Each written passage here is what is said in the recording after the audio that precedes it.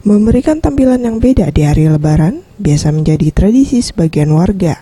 Salah satunya mempercantik aneka tempat untuk menjamu tamu saat Lebaran, seperti toples, gelas, dan piring. Tradisi ini membuat peningkatan penjualan khususnya pada penjualan barang pecah belah. Salah satunya toko di kawasan 26 Ilir, Palembang. Chandrawati, selaku supervisor Kedaung Tabletop Palembang menuturkan, peningkatan penjualan sebesar 20% sudah dirasakan sejak awal bulan Ramadan, dan tingkat kunjungan juga meningkat. Dalam satu hari sekitar 100 pengunjung. Konsumen lebih cenderung membeli piring kue, gelas, tempat cuka, dan toples. Udah lumayan, mulai naik sekitar 20%-an sudah ada masuk sekitar sekarang. Konsumennya sekitar kalau untuk hari sekarang sih mungkin ada sekitar sampai 100-an lebih sampai 200, 150-an.